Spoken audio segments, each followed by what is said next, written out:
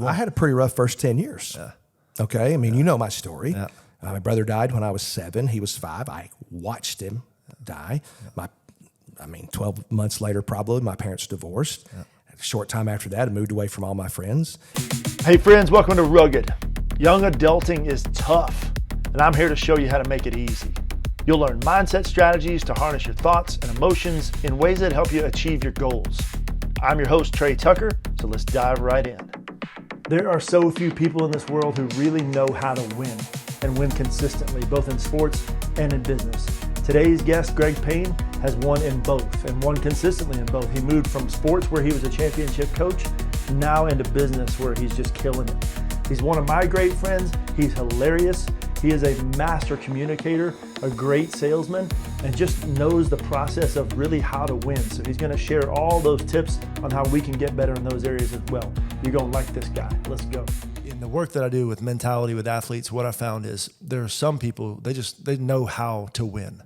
There's a certain mentality it takes to actually be a winner, separate from the physical training, because obviously that's crucial too. But some people just know how to do it, and you're one of those people. So confidence is a huge piece of that winning puzzle, right? Yeah, of course. So where does confidence come from? What is it? All the things like that.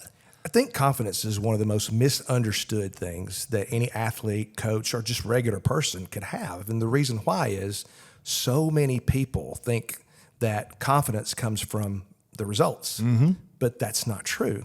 Because at any moment, if you're relying on the results, at any moment, the results cannot be what you want. And when that happens, you feel like somehow you're less than or you're inadequate, and that's not true. So, I mean, I had a conversation with a young baseball player yesterday. I say young, he's not really young, he's 17 years old. And he's struggling because his performance hadn't been that great. And his dad called and said, "Hey, would you come talk to him?" And I'm like, "Sure, I'll come. Listen, any opportunity to talk about baseball or confidence or whatever, I'll take that." Yeah. And so I asked him that question, and he said, so where does confidence come from? And he said, well, from results. And just like everybody else says that. And I said, no, that's not true. Confidence comes from two places. It comes from preparation. So, I mean, the harder you work at something, the more you know you can do that thing. Yep. So, for example, I love golf, but I'm not any good at golf, nor do I ever work at golf. Yeah. So I don't have any confidence because I'm not prepared. Yeah. But if you want to talk about this and things that I've talked about my whole life or baseball or whatever, I'm good. Yeah. And it wouldn't matter who I'm sitting here talking to about it, because I'm that confident in the studies that I've done and my own experiences as a coach and player. And so what I said to him was, that's not it. It comes from preparation, number one, and two, self-belief. I mean, you have to believe you can do it. And we started talking about, I asked him, and of course now you're the licensed therapist, not me. But I asked him, we talked about anxiety. Yeah. And I said, well, that's not even a base emotion. Yeah. And he's like, what? I mean, he's giving all this power to something. I said, no. What are you afraid of? So I'm not afraid of anything. I said, I think you are. Yeah. If there's anxiety, you are afraid of something. And I said, so we talked about the 4 base emotions as to, what they are. Of course, he didn't want to play. And I said, come on, you've seen Inside Out. That was a great movie. It is. But Genius. Yes. But I said, you've seen this. And so we talked it through. And I said, now, anxiety is not one of those 4. Where do you think it comes from? And he said, well, fear. So then we got into why he lacks confidence. His performance has been bad, but he's also afraid of what's going on. Yep. And if you can just block that out and just make focus inside, the focus is what am I doing? It's, for example, the word slump. I mean, you know this. I've been giving hitting lessons for 30 years. Coached baseball a long time. You're not allowed to use the word slump. And the reason I tell the kids, the reason you're not allowed to is that implies there's this mystical force out there that's conspiring against you. Not anybody else. Just you. Yep. There's something you can't control that's like, so no matter what you do, you're doomed. Yep. It's outside of me. I can't do nothing about it. Right. And so I said, we can't use that word. We're going to use the phrase period of adjustment. So when you're in a time, and it doesn't matter if it's athletics or whatever, and when you're in a time when things don't seem to be going right, well, what can you do to change that? Yep. And so with hitting, it's very simple. You identify maybe a little physical thing they got going on, or sometimes it's just mental, and you adjust it. So now you're in control. Yeah, that word adjustment lets you know that, okay, I'm the one who can make the adjustments. And that word period, it lets you know the psychology of it is it's a defined set length of time, not this forever thing. Yeah, it's just right here. Let's fix it and get out of it. Yeah. But everybody uses that word slump to define something they don't even know what they're talking about. Yeah. And it's not that. Sometimes you hit the ball really hard and they catch it. But your job is to hit the ball as hard as you can. Sometimes they catch it. There's other times you hit the ball at the very end of the bat and it bloops over the first baseman's head for a double, chalks the line. It looks great in the scorebook, but you didn't hit that well. So forget all that. And I tell my kids, you're just going to look at the things you can control. We're not going to put any stock in the things that are outside of our control. And when you do that, you become more empowered to basically set the tone for how things are going forward. So confidence is, I'm amazed at the number of people in the world who are not confident and live in fear. Yeah. And I get labeled with being this really cocky guy all the time. And maybe I am, but I just really believe in myself. That I know what I can do and what I can't do. If you said today, all right, we're going to go play 18 holes and we're going to bet. I'm like, I'm not doing that because I know I'm not any good. Well, you haven't prepared. I haven't prepared. I don't have any belief in myself because of the lack of preparation, or I just don't have the physical ability. If you threw it to me, I might have a better chance of hitting it. But as it relates to confidence, I just have a radical belief in myself. All right, where does that come from? Well, it comes from, number one, knowing yourself. I mean, I know my limitations. I know what I can and can't do well. But I think a lot of my life has been studying, whether it's listening to, rugged counseling on the TikTok, or what it's reading books that most people are just not going to take the time to do. Like one of them was the mental game of baseball. And I learned so much about that. And then last week I did a little workshop on the mental piece of it. And there were, 10 or 12 people there, but there should have been 100 people there because people are not teaching that. Yeah.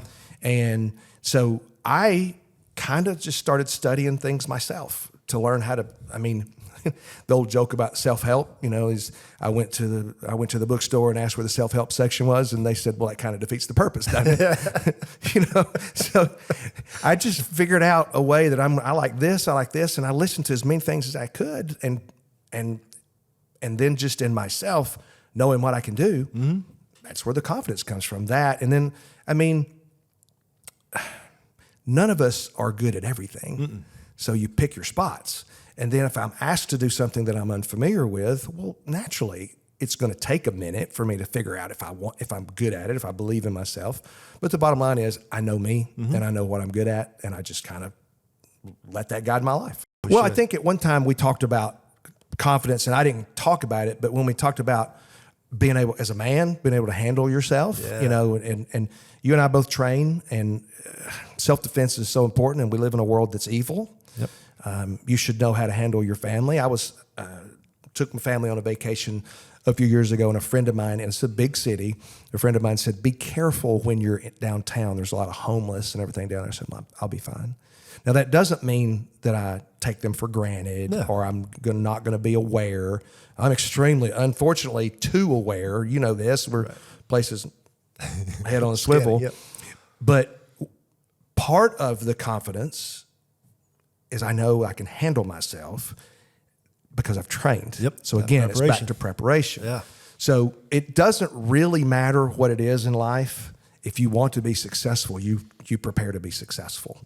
And whatever you want to talk, coaching baseball, teaching, it doesn't matter. It's all about how hard are you going to work to do it, and then do it.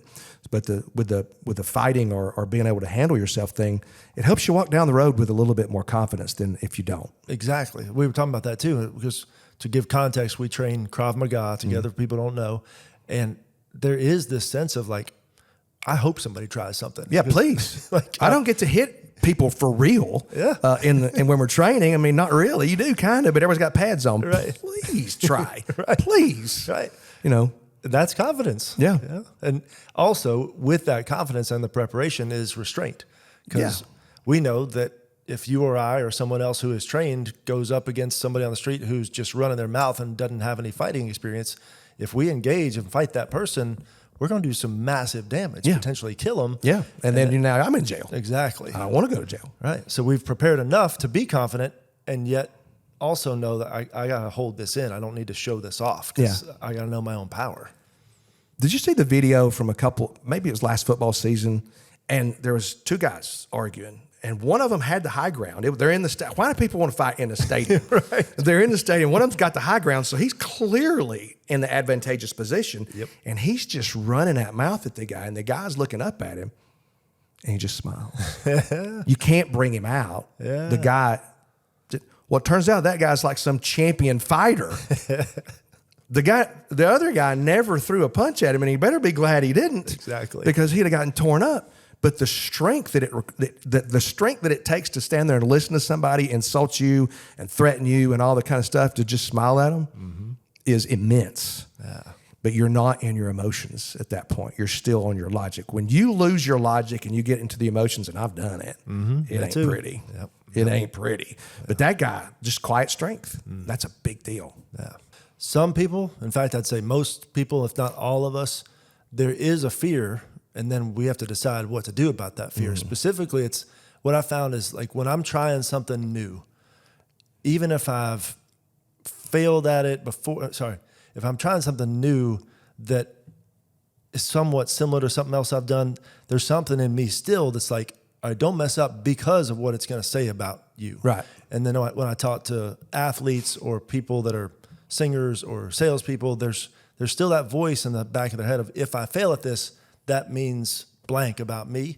And I found whatever that blank is for them, that's really the thing they're afraid of. Yes. It's not the strikeout or the failure or the rejection that they are afraid of, really. It's what they're afraid it means about them. But is that something you've gone through in yourself or seen other people go through? So what do you do? So you just realize that doesn't have anything to do with me. With me. You know, if you like when you're doing something, like here's the example. You don't remember this. None of us remember this, but we all learned to walk at some point in time. I don't think anybody just stood up, started walking, and didn't fall down. Right. They fell down a bunch. I have two children. I've watched them take their first steps. I watched them fall and then get back up and just keep going. That's everything in life. Yeah. You didn't just fall down and go, well, that's it. I can't walk. I'm never going to walk. Yep. I tried once. That's it. Nobody does that. But the thing is, universally, that's accepted. We'll go, well, yes. Well, everything is that way. Yeah. If you just allow it to be. But somewhere in there, it becomes an expectation of, well, when you're young, you have the excuse of course you're going to fail. But whatever age we become, it's the assumption that, like, well, I can't fail anymore. Right. And even though it's just it's a new experience, the same as anything else. No one just picks something up and they're awesome at it. Yeah. I mean, except you. Of course. You went right into the TikTok and were just immediately awesome at it. My dance skills were just through the roof. Like Elaine. But yes, everybody's afraid of something. Now, what I drilled down on is I found that it's not really the fear of failure. It's not failure they're afraid of, it's judgment. They're more afraid of judgment. We talk about the fear of failure as if that's all encompassing. But I think if you look further into it, there's more of a fear of judgment because nobody wants to be judged. Don't judge me, right? And so if you stand up there and strike out, and which I did once, you stand up there and you strike out, then if you take it that everybody thinks I suck, well, see, now that's a fear of judgment. Yep. It's not that I can't do it because I've never really cared about things that I just can't do. I don't let them take up any space in my head because I can't do that. Yeah. I've always said that I can be good at anything I really want to be good at. And now it's because I control all that. If I'm not good at it, I can just go, I don't want to do that, if that makes sense. Right. But when you get into certain jobs or whatever, sometimes being good at it or winning is just a simple choice. It's just a choice. But people are so dominated by fear, they can't make that choice. So go ahead. No, you're finished. Well, they're just wondering about what if. Too much what if. I don't worry about what if. Yeah. What you're saying without saying it is you have learned how to harness the power of where you're focusing your thoughts. Yeah. Some people are just at the mercy of their thoughts and they'll go with whichever direction the wind takes them. In other words, if one thought pops into their mind, they assume, well, that thought must be correct or that thought must be me, so I'm going with it. But you figured out that's not the case. It's not the case. And some of the best advice I ever got in my life was from Daryl Henry. And I know he didn't make this up, but he said it, and he's the first person to say it so that I've heard. Right. So he gets the credit for it, whether he said it or not. Right. He said, and he's talking about, I mean, he's a pastor, so he's talking about spiritual things and Christian things. But he said, you can't help if a bird lands on your head, but you can help if it builds a nest there. Mm-hmm. Every action that we do, whether it's good or bad, begin with a thought. Mm-hmm. So you can't control your thoughts. Yeah. You can't control your thoughts. And so you're inundated with thoughts all day long, some good, some bad, some indifferent, but thoughts are just entered in there. Are you going to let it build a nest? Or are you just going to shoo that away? Because mm-hmm. when your thoughts tell you that you're not good enough, don't believe that. Don't believe that. Mm-hmm. It's not true. You have a choice to believe that or not. Mm-hmm. And if you believe it, but it's something that you want to be good about, well, do something about it. It's like when people call you names. One of the best things of all time is the great theological movie Roadhouse.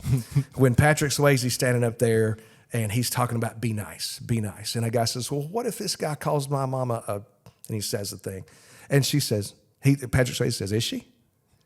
Because the point is, if she is and that bothers you, well, do something about it. Yeah. If she's not, what difference does it make what they say? Yeah. But too many people give all the power to other people, and it matters what they say or think. I just don't care. If it's true and it bothers me, well, then I'll address that. Yeah. But if it's not, I don't care. Yeah. So 2 steps I'm hearing. Number 1, decide which thought you're going with, and then take some sort of action. Yeah. If it's important to you. Yeah. You know, I tell my hitters, if it's important to you, if being a good hitter is important to you, you got to do it every day. Mm-hmm. I mean, you work out. Do you work out once a week?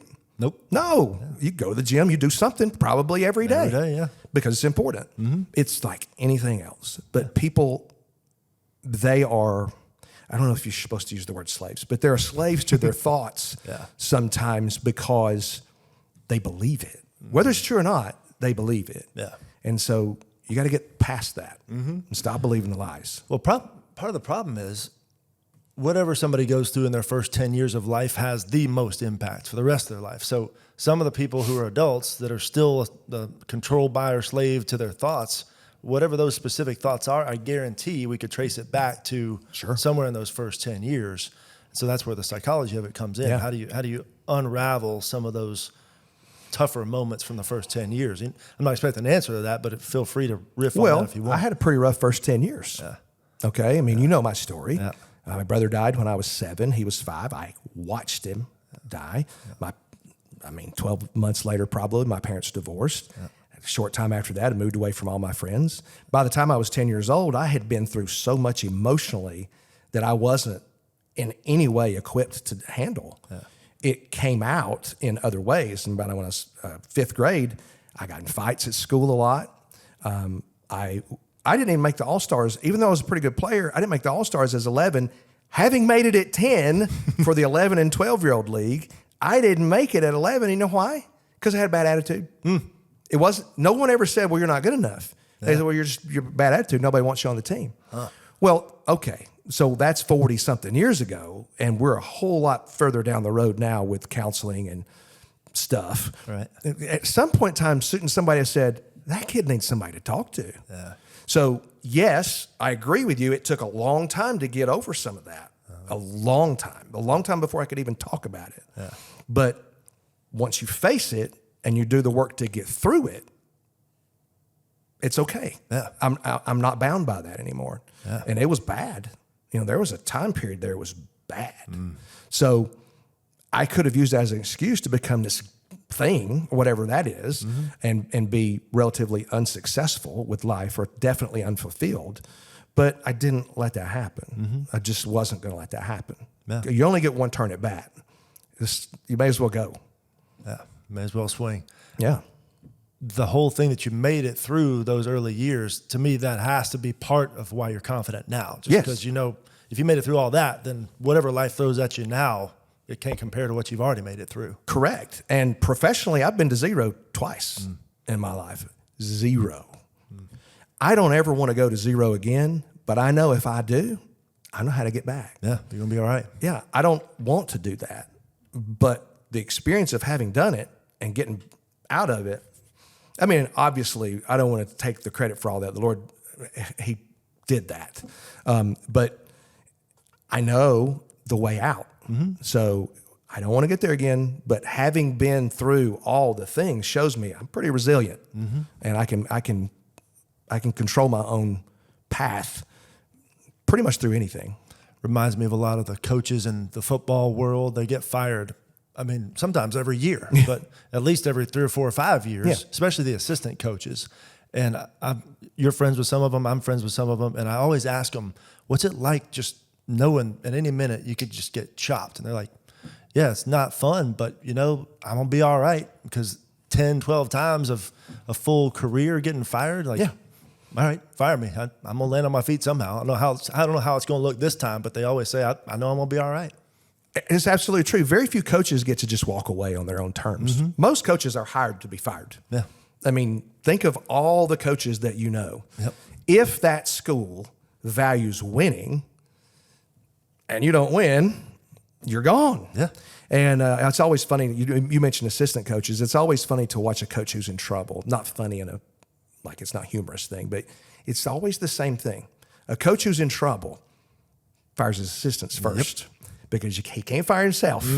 And when that new coordinator comes in, you're banking it all on that new coordinator. And just a short example, Tennessee, that happened to Coach Fulmer, who had all this equity, a national championship and all that. And then he lost his offensive coordinator, Cutcliffe, when he went to Ole Miss. And then did he go to Duke first? I can't remember which one he went to. I can't remember. Doesn't matter. But he brought in a new guy. Sanders was there, and then he caught some heat and he left. And he brings in a completely new guy, and he really doesn't even trust him to turn over the offense to him. And it became a mess. Yep. BJ was there then, and it became a big mess. And now that coach, Clausen, he actually wound up being pretty successful at Wake Forest. Right. But Coach Fulmer he couldn't do it. Nope. And then he got fired. Of all things, I would have never thought in my lifetime that Johnny Majors and or Phil Fulmer would have been fired, but they both got fired, and they're both Tennessee legends. Yeah. So it's inevitable almost. It is inevitable, yeah. Take it now from the athletic field, where you've had so much success. You've also had equal amounts of success in what I would just call sales. I mean, you've done sales in various forms, but what are some of the traits that you took from being a successful coach, a winning coach, to then winning in sales? So that's a great question. I think that, again, it's control what you can control. And when you're selling, it doesn't matter what you're selling. You're really selling yourself. And for example, if I'm trying to sell you anything, if I go up to you and go, Trey, would you like to buy this? Maybe I hope I don't offend you. Would you, no. And then one of the greatest things I ever saw about sales was, you've probably seen it, where a guy's basically saying, sell me these glasses. Yep. And everybody's like, well, these glasses are awesome. And the whole focus is on the glasses. But the one guy that got the job said, let me see your phone. And the guy gave him his phone. He turned the light on. And he shined it right in his eyes. He goes, want to buy some glasses? He'd identified a need. Yeah. And so in sales, you have to be so aware of your audience that you have to identify their need, and then you have to show how you can meet their need. And this is just, I'm a mortgage loan originator, and there's thousands of those in the country. Well, how are you different? Well, I'm going to find the need. And my whole thing was reinventing the mortgage experience, because when you say mortgage experience to somebody, people are like, no. Well, when I'm go ahead and label it. The mortgage experience sucks, right? So that's 2/3 of people say that, and that's every year. Well, I'm one of the 1/3. It's not going to. So I recognized something, labeled it, and said, we're not going to do that. We're just going to do it this way. But even still, you're going to have people that go, I don't want to deal with that guy. Okay, I'll move on to the next guy that somebody does want to deal with. Yeah, we're not going to appeal to every market. No, in fact, I don't want. I can't imagine having 100 realtors I got to deal with. No, that's too much. I can't do it. Just one man. So you just, again, it's knowing yourself, knowing what you're good at, knowing your product, but identifying the need and going right there. Most people claim that they're self-aware. There's research that shows this. I think it's like 90% of people say that they're self-aware. but it's really, by the measurements the researchers were using, it's really 15% of the people are actually self-aware. Based on the life I've lived of 57 years, I would agree with that. That people just don't know. Too many people give too much of their power to other people. Yeah. They're worried about what other people say, think, or do. I just don't. Yeah. Why don't you when so many people do? Because I know what matters to me. And winning you over to being a fan of Greg Payne or whatever, it's just not important to me. What you see is what you get, as far as like on Facebook. So many people misunderstand. I'm not going to talk politics, and I know you don't want that, and I don't either. But I will post something political, and they'll take it and run with it another way. And I'm like, that's not what I said. That's not what I said. Let's get back to what I said. I don't allow people to hijack the argument and go somewhere else with it. I'm not going to chase the rabbit because you're going to, if I'm arguing with you, you're going to get your point and you're going to try to back me into a corner where you know you're right. All I've done is ask a question. Yeah. And I just want to know what you think about that. And then where we go from there, I'm not chasing you.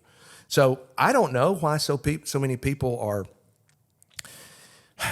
unwilling to be the captain of their own ship, but they are. Yeah. And I agree with your numbers as far as knowing themselves. I think people they just believe all these bad thoughts. And then if you really want to get into it, things are only coming from one of two sources.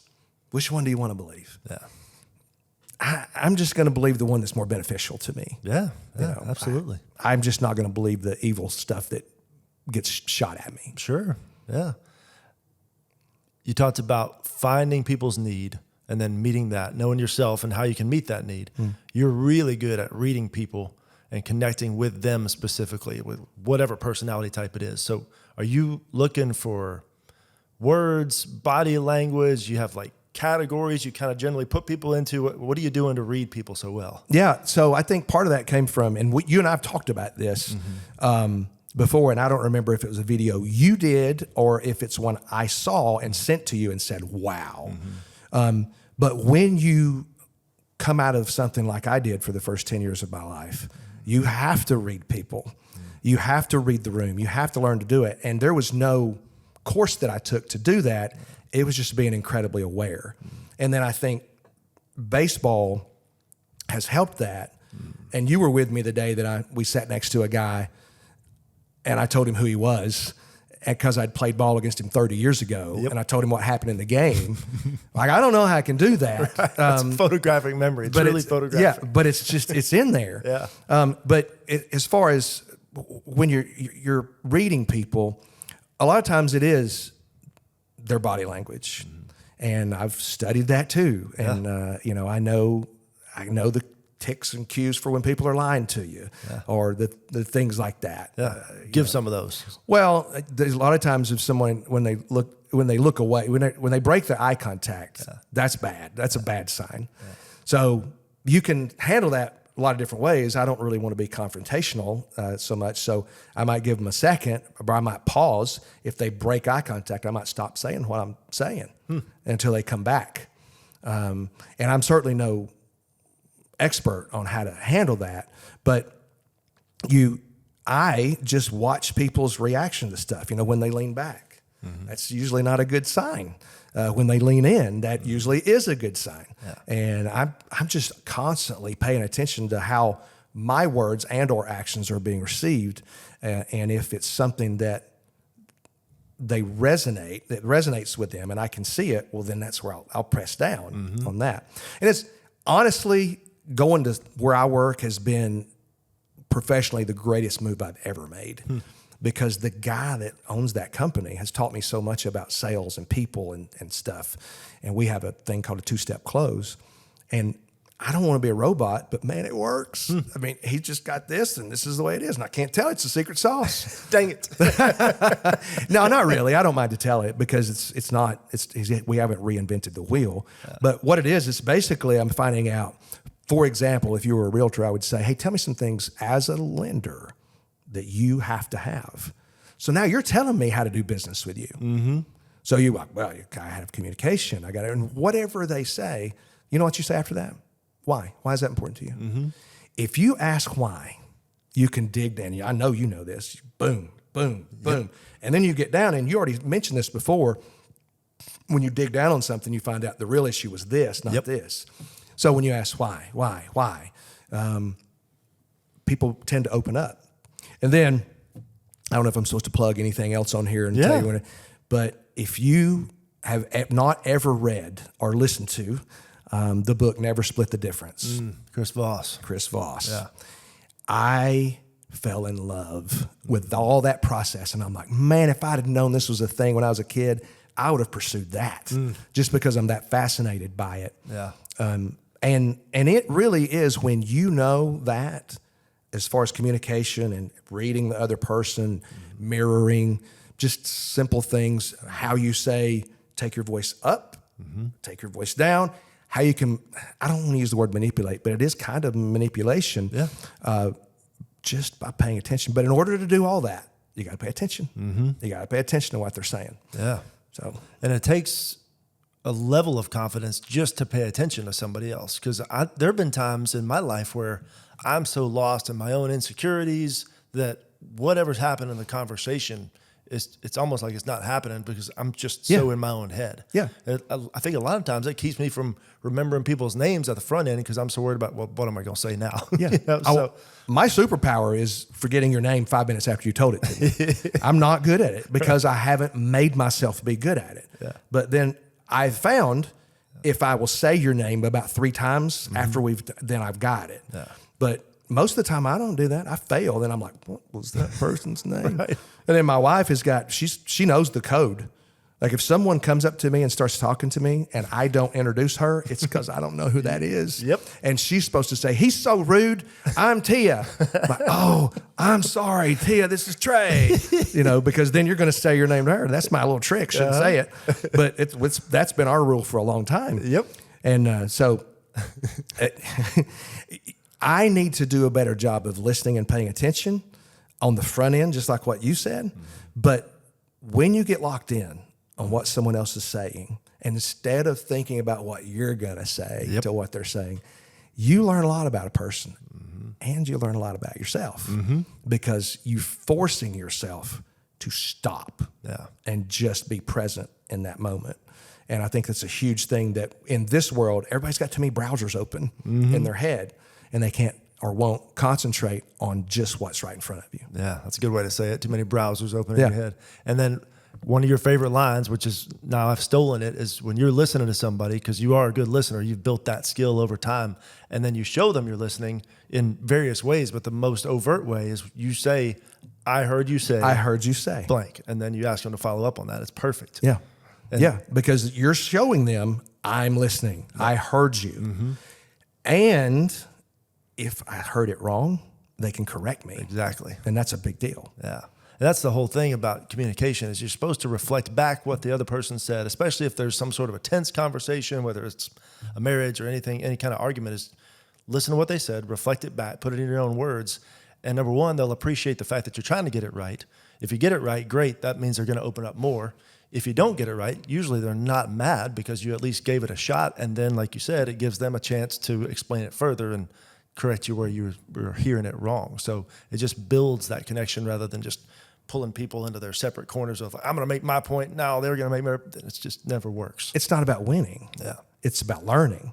If you will approach an argument that it's more about learning what's important to the other person instead of beating the other person. Because if you beat somebody in an argument, which I've done, you've done, we've all done, you fractured the relationship. Yep. And if it's a relationship that's important to you, you don't want to get to that point. Yeah. You want to let me find out more. Why is that bothering you? Why? Instead of you're stupid for thinking that, which you can't talk to anybody, it seems like, politics anymore because they're going to go into the name calling thing. And I just don't entertain that. No. I've got a guy that likes to get after me on Facebook and stuff, and he tries to be very insulting. And I acknowledge that I understand you're trying to insult me. I'm not going to give that any value. No. And then I just go on.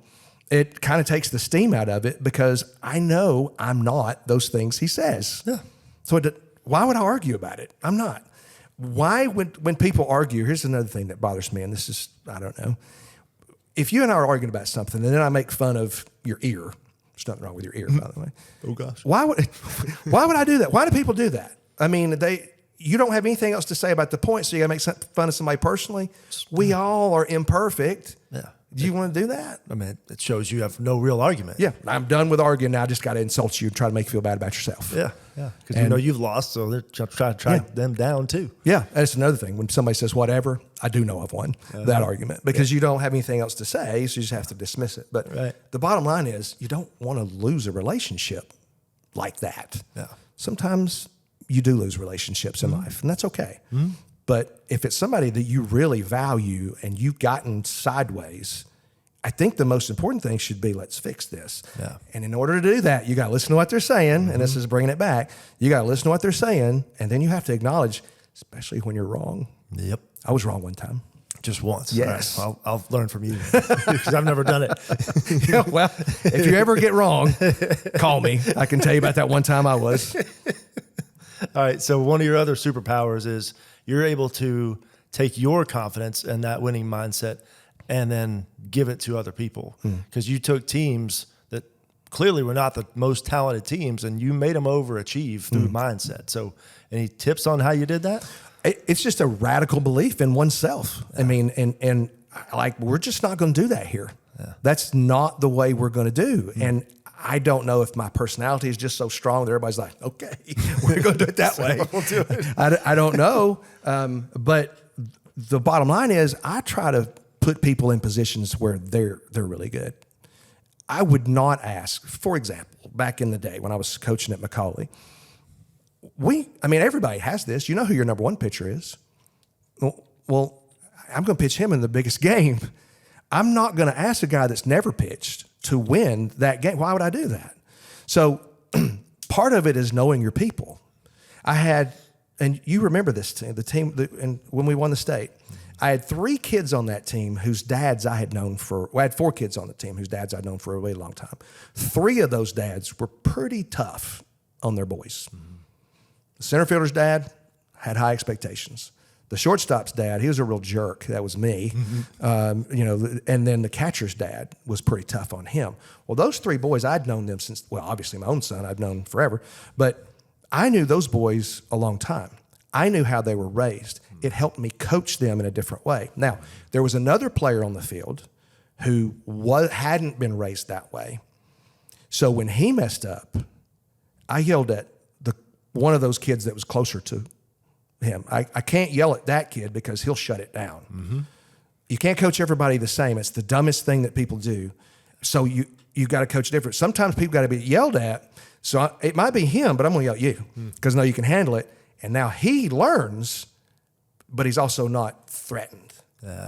So you got to figure out how you're going to coach each guy. If you don't know your guys, you can't possibly do it. And any successful coach will tell you that. You can't just expect everybody to do the same thing. They don't have the same ability. Why would you do that? So you know your guys, and then you put them in those positions. For example, Christian Burnett, he's a really good bunter. I didn't have a problem bunting him, but most people are not going to bunt their 3-hole hitter. But he was really good at it, so let's bunt. Yeah. But you get in a situation in a game with a guy that you've never practiced on the bunting, back to confidence. Yep, preparation. And then you ask him to bunt, and he doesn't, and then you get mad. Well, that's your fault. Yeah. Now, if you've practiced a lot, now it's his fault. Right. But the bottom line is, to me, I think the key was just knowing your guys, and then letting them know what is and is not acceptable. And what goes on in the field, I've said this 1,000 times, is either coached or tolerated. Yes. I don't tolerate a whole lot. So our guys are going to do it this way. And that they always had buy-in. Everybody bought in. And if the track record matters to you, well, you could look at my past in coaching and go, yeah, that guy kind of knows what he's talking about. Not the best coach in the world, but also not the worst. So maybe believe what I say. Yeah. Implicit in all that, you can apply it to any sort of leadership position. Yeah. Knowing your people, having them prepared, and then putting them in the right positions when it comes time where the need is there.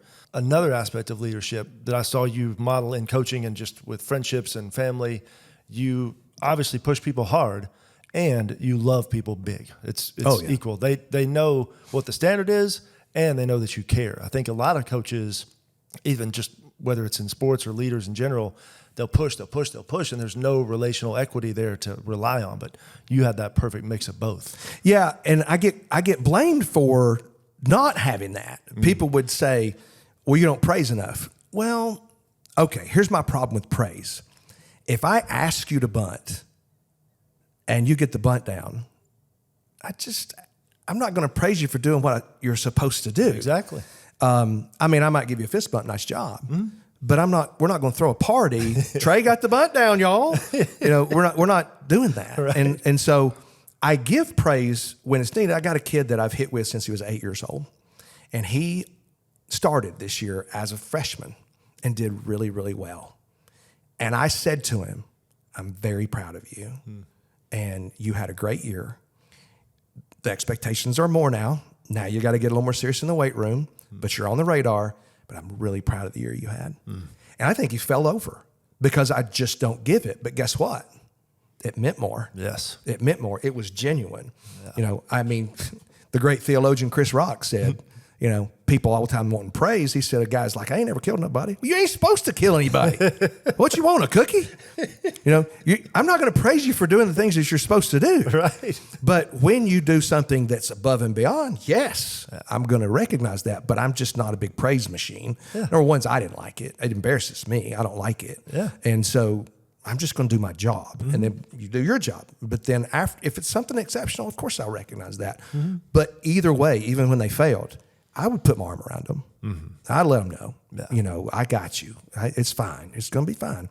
I don't throw people off the team or stuff like that. It's just not how I operated. Yeah. You helped people become stronger, helped people in their failure. You get after them if they needed to, and you didn't leave them there. You said, all right, now, like you said, put the arm around them and show them how do we progress from here.